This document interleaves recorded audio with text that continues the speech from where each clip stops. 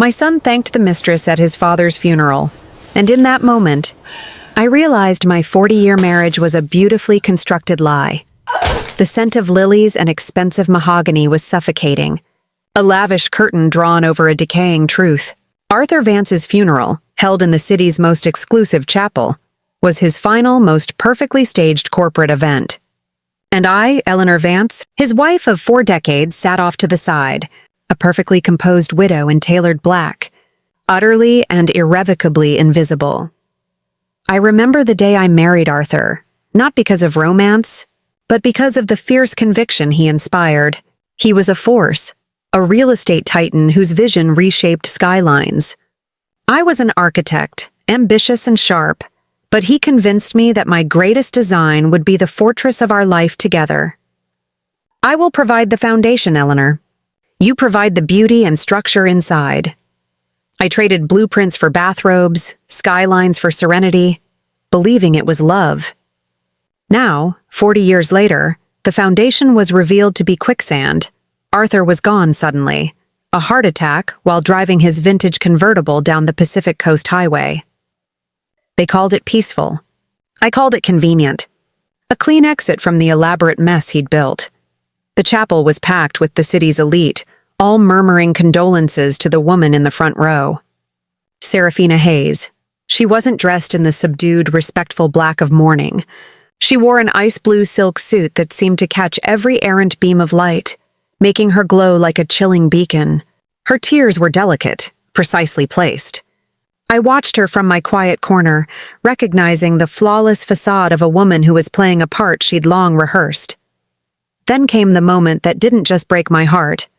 It cauterized it. My son Caleb stood at the marble podium, 35, a rising executive in Silicon Valley, dressed in a suit that cost more than my first car. He looked solemn, controlled, every inch his father's progeny. He spoke of Arthur's legacy, his drive, his warmth. And then his voice softened, fracturing slightly, creating a devastating moment of intimacy meant for the entire assembly.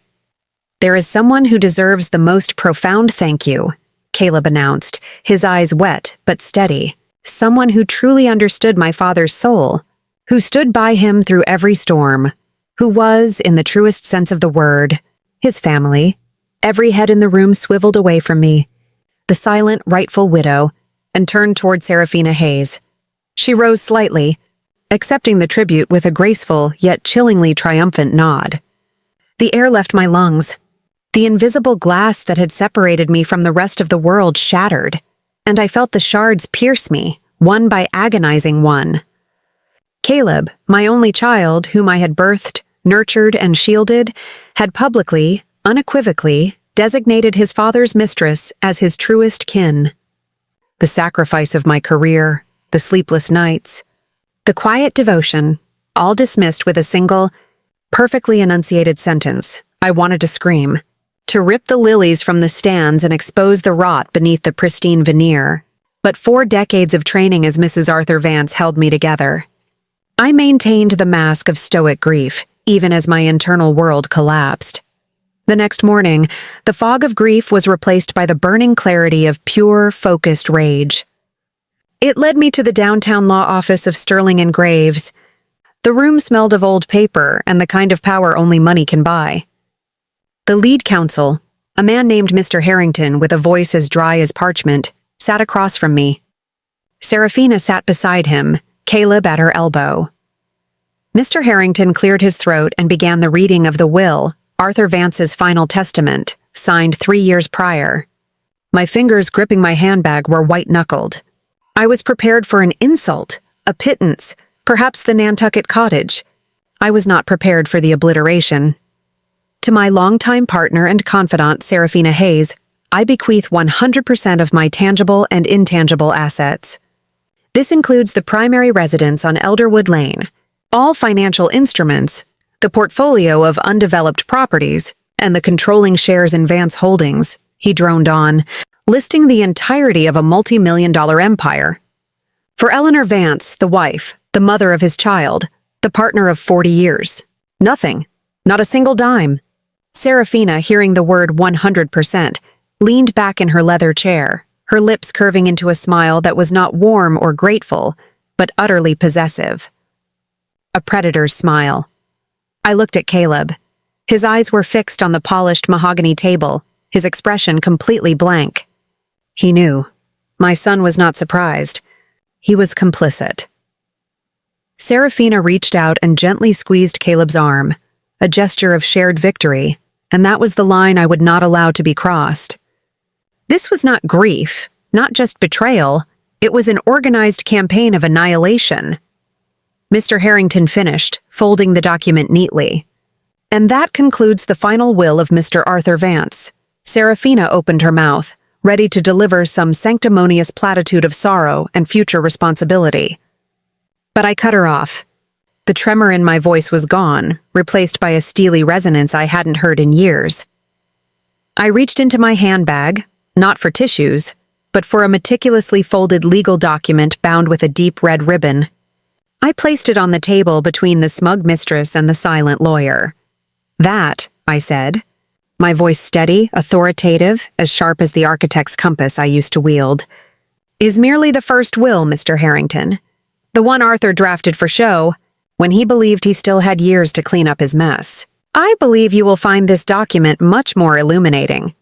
Seraphina's smile evaporated.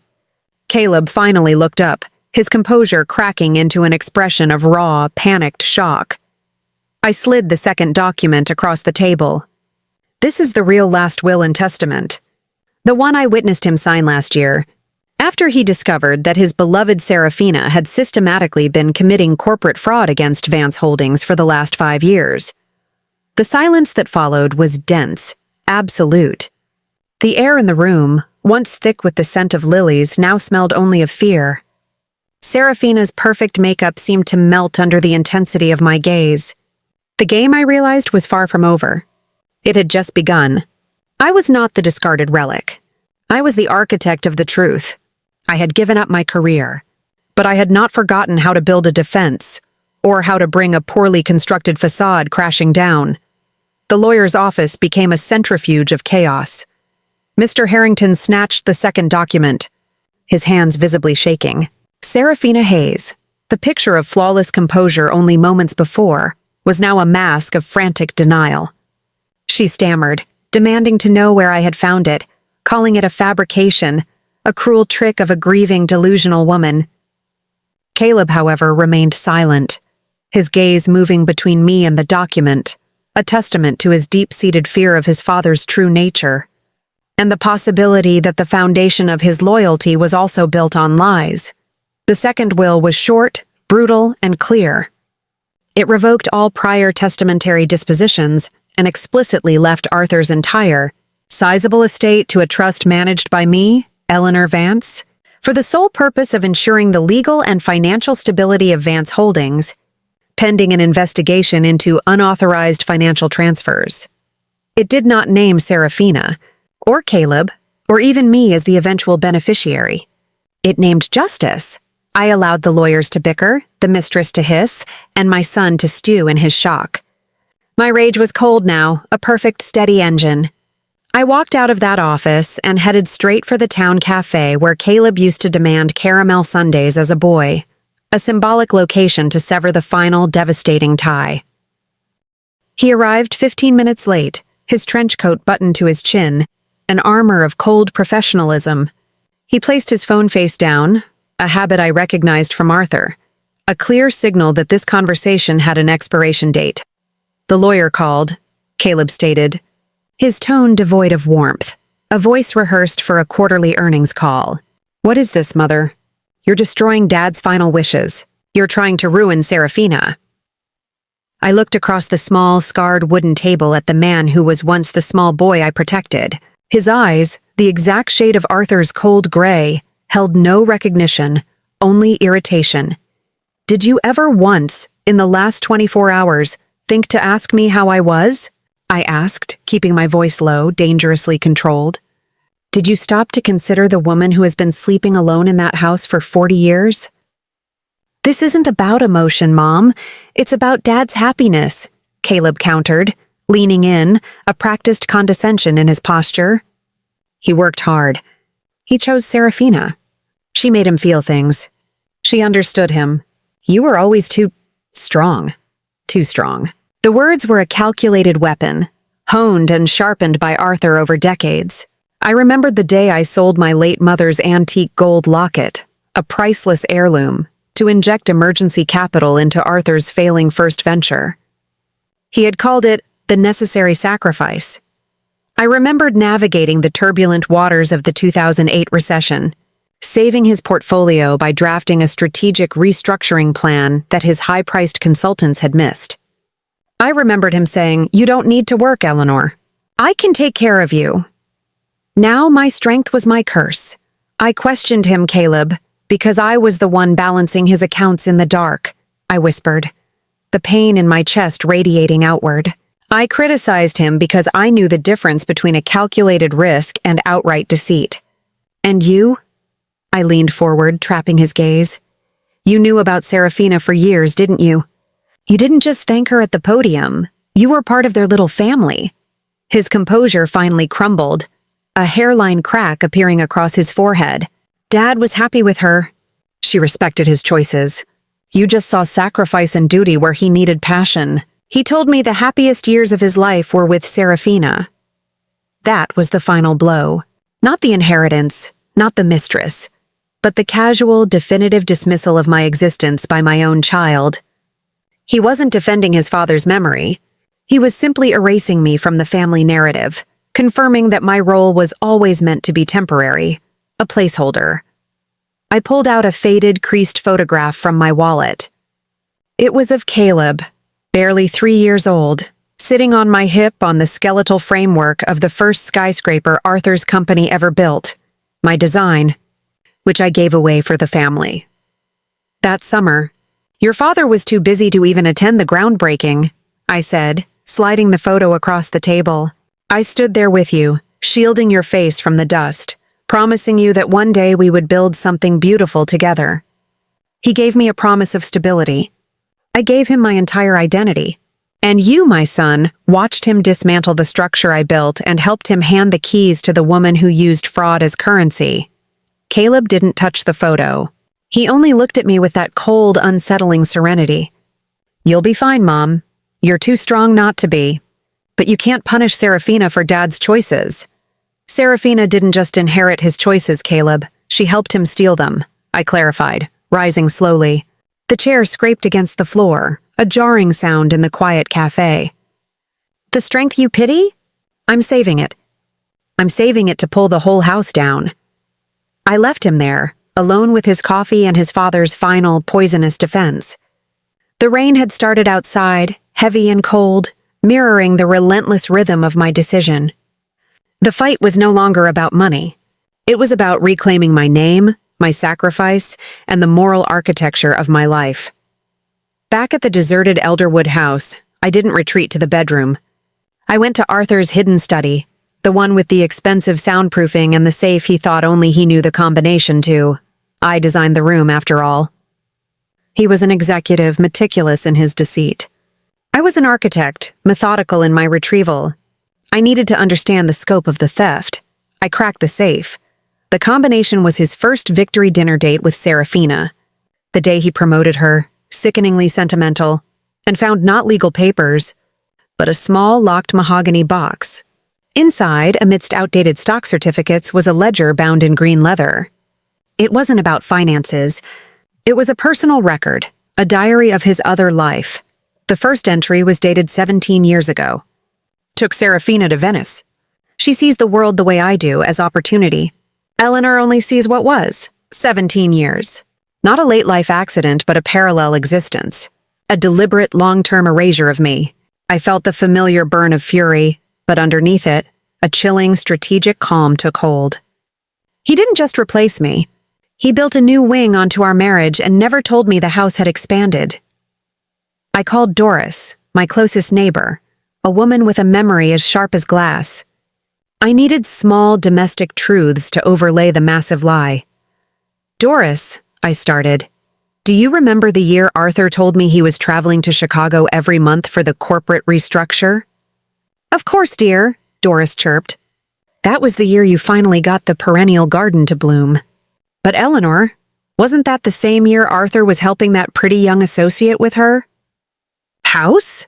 I saw him over there on Wednesdays with his toolbox looking so relaxed. I thought she was a cousin. My heart pounded a slow, heavy rhythm against my ribs. What did this cousin look like, Doris? Oh, you know, that one. Seraphina. She had those magnificent eyes. Arthur was always so attentive.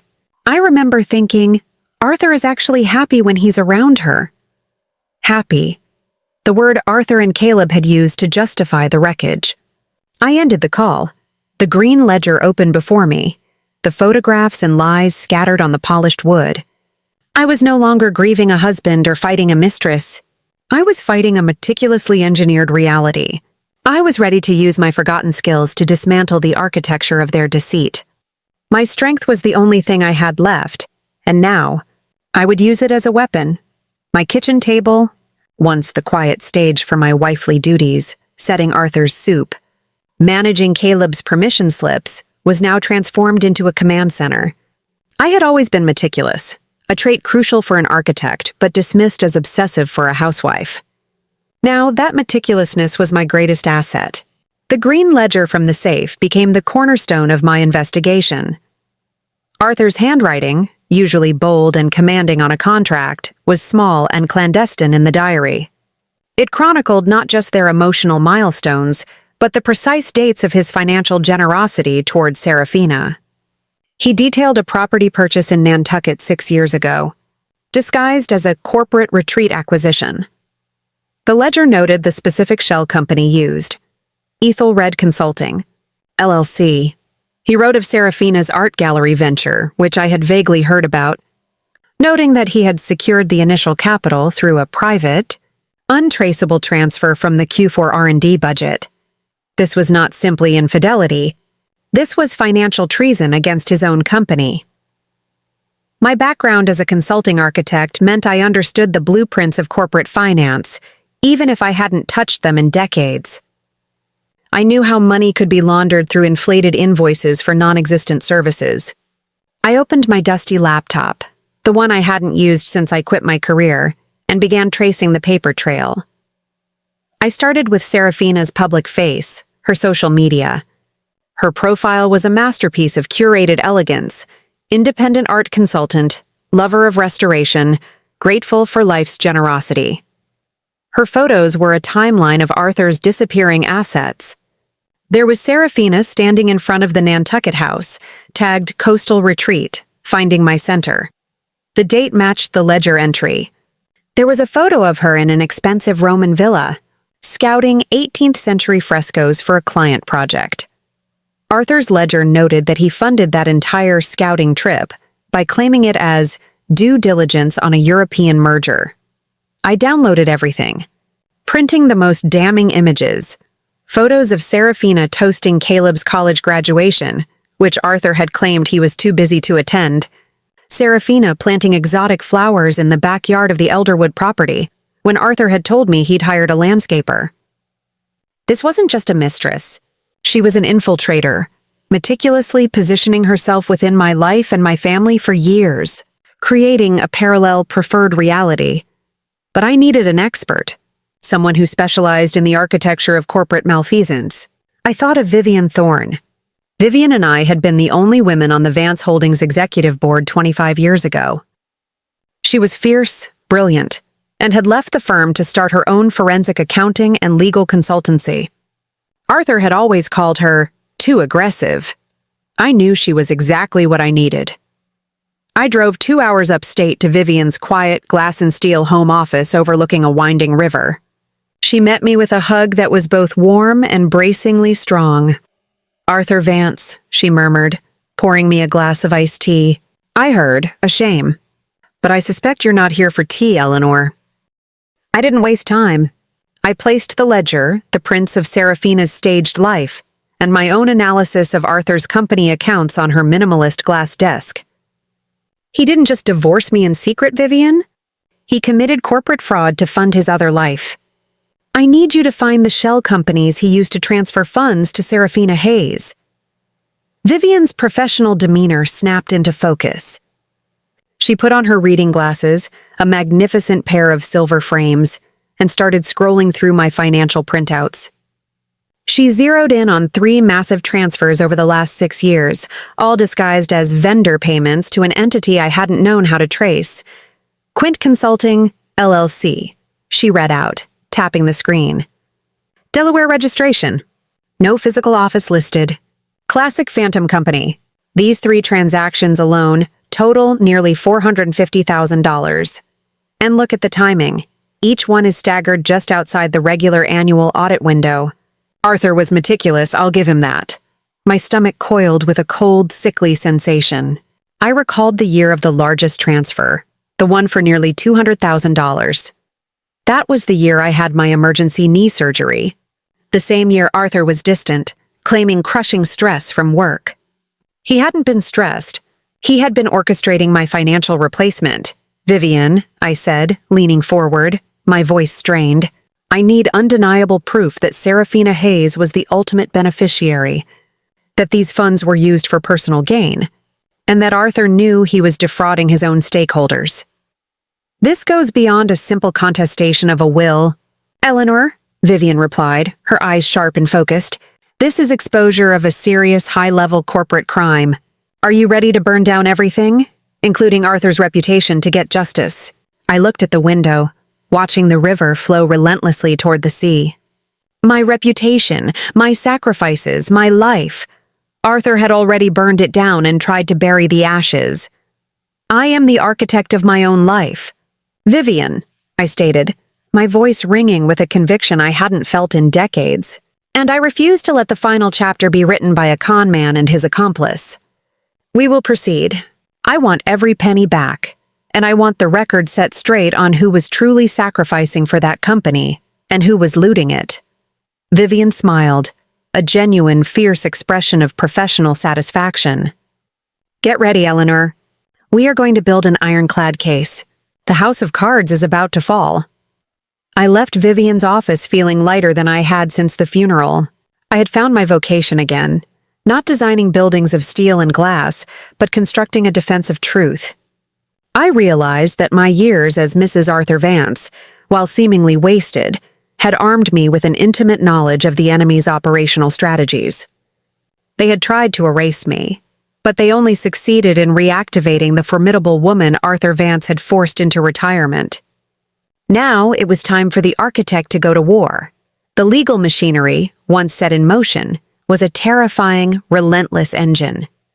With Vivian's forensic report, a dense, irrefutable document proving the connections between Arthur, Quinte Consulting, and Seraphina's personal purchases, we had all the necessary ammunition. We retained attorney Julia Rhodes, a legend in corporate litigation, a woman whose reputation preceded her like a seismic wave. Julia was in her 50s, impeccably sharp, with an aura of focused intensity that reassured me instantly. The case is strong. Eleanor, Julia affirmed during our initial strategy meeting in her mirrored skyscraper office. We are not just contesting the will. We are suing Seraphina Hayes and Arthur's estate for fraudulent gifting, unjust enrichment, and corporate misappropriation. We will expose the whole scheme. The media immediately caught the scent.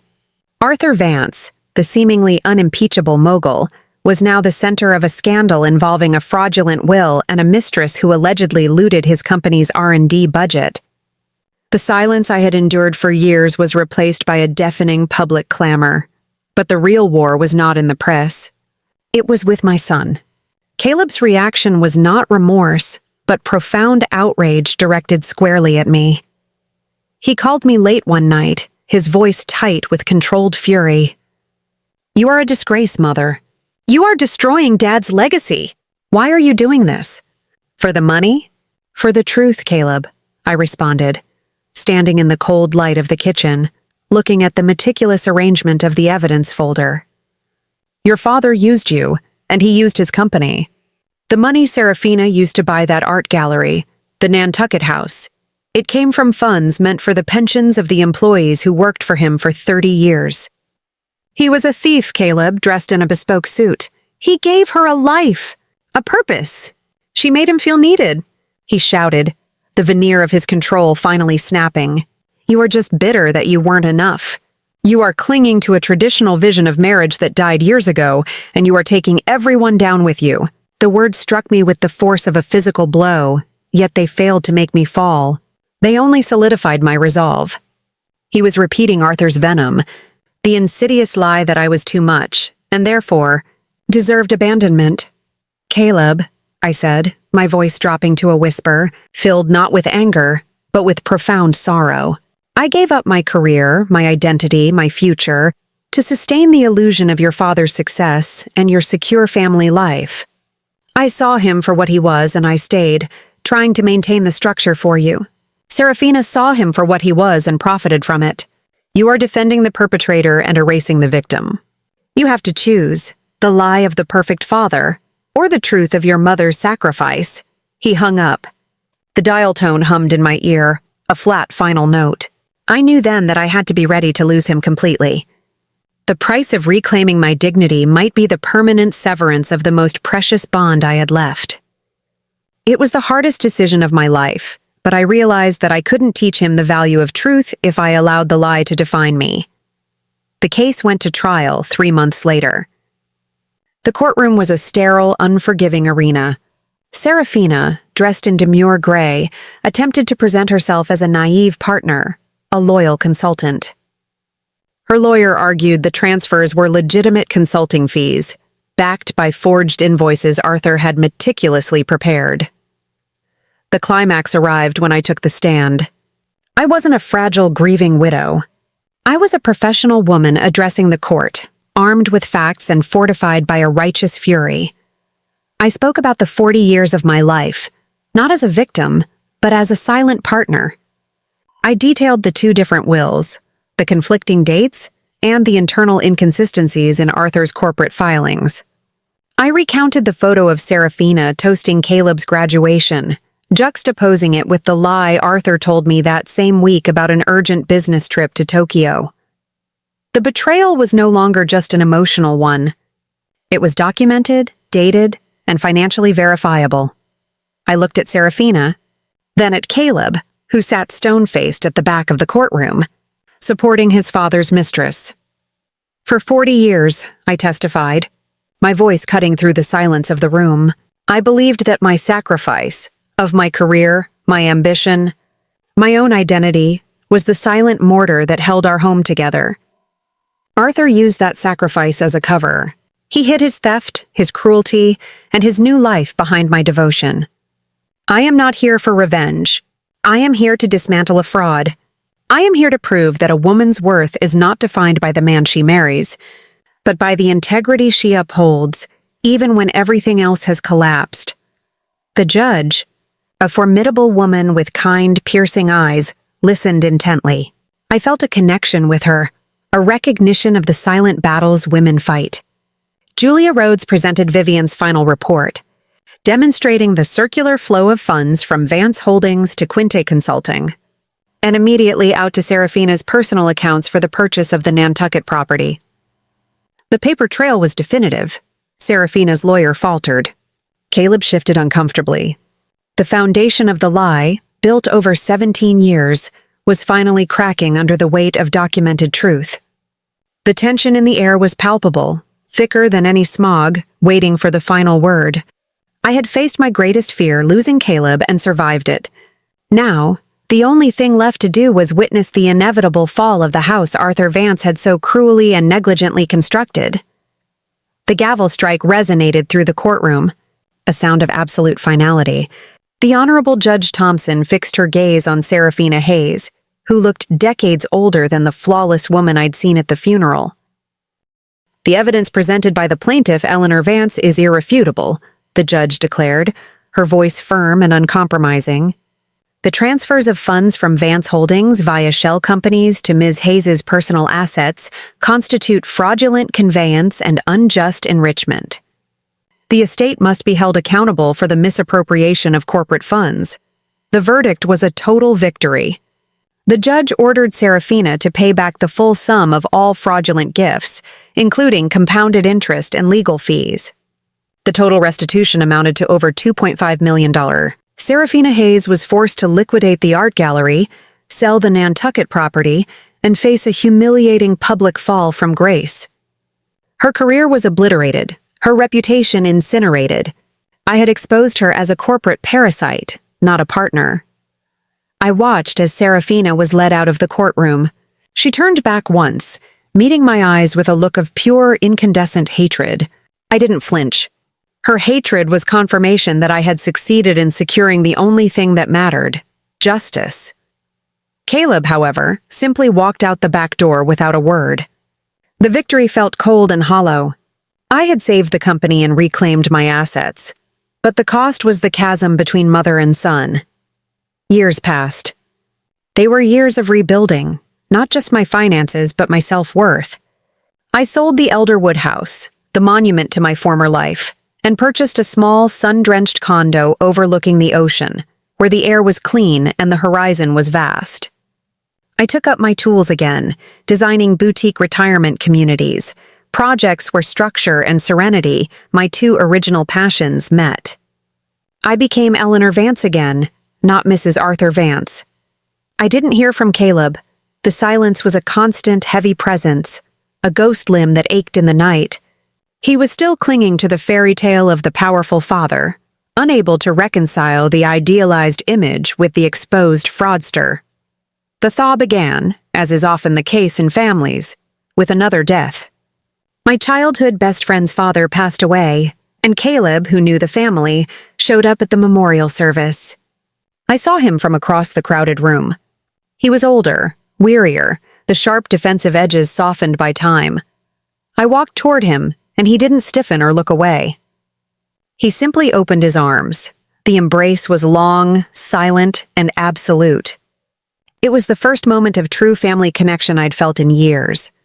When we finally pulled apart, I saw the shimmer of tears in his eyes. Not of anger, but of regret. We met the next week. Not at the old cafe, but at a quiet park overlooking the city skyline, a landscape I was now actively shaping again. I was wrong. "Mom," he finally said, the words heavy with the weight of years. "I'm so sorry. I spent all that time defending the illusion of him, the man I wanted him to be. I was defending the life I thought I was entitled to, and I let you carry the burden of the truth alone." He confessed that after the court case, he had secretly done his own deeper dive into the company records and saw the undeniable evidence of Arthur's calculated corruption, the sheer, cold-blooded intent. He had seen the lengths Seraphina went to. He finally understood that my fight was not out of spite, but out of necessity, a moral and financial reckoning. It took me losing everything I thought was certain. My father. My certainty, your trust, to finally see who the strong one was, Caleb admitted, a tear tracing a path down his cheek. "It was always you." I reached out and grasped his hand, my heart finally thawing. "I never doubted you would see it, Caleb. I only worried it would take you too long." We rebuild now, from the bedrock of the truth. We talked for hours, stitching the frayed edges of our relationship back together with honesty and vulnerability. The betrayal was a permanent scar, but the healing had finally begun. Later that evening, as the sun dipped below the horizon, I stood on my new balcony, watching the city lights flicker on. I was no longer the woman who stood unnoticed at a funeral, nor the furious wife in a sterile courtroom. I was Eleanor Vance, the woman who chose truth over comfort, and strength over submission. I looked at the small, tenacious vine I had planted on my balcony railing, a plant Arthur would have dismissed as too common. Last winter, it looked dead, but now it was covered in defiant, vibrant blossoms. It didn't need permission to grow. It just needed light and solid ground. I realized the most valuable thing Arthur had ever given me was not the wealth he stole, but the crisis that forced me to reclaim my strength. He thought he had left me with nothing, but in reality, he had given me back myself. This journey was about more than a will, more than a man, and certainly more than a mistress. It was a declaration that a woman's power is in her choice to define her own narrative, not to accept the supporting role assigned to her. It's about understanding that your sacrifices are not a burden to be repaid, but the ironclad proof of your enduring worth. Don't be the architect of someone else's fragile dream. Be the unyielding cornerstone of your own magnificent life. If this story of enduring betrayal and reclaiming strength resonated with the part of you that knows your worth is immeasurable, hit that subscribe button. Join our community where we share the powerful truths that set us free. Like this video, share it with a friend who needs to hear this, and tell me in the comments, what is the most valuable lesson you learned from your biggest betrayal? We're building a foundation of strength, one story at a time. Click subscribe. Your new chapter starts now.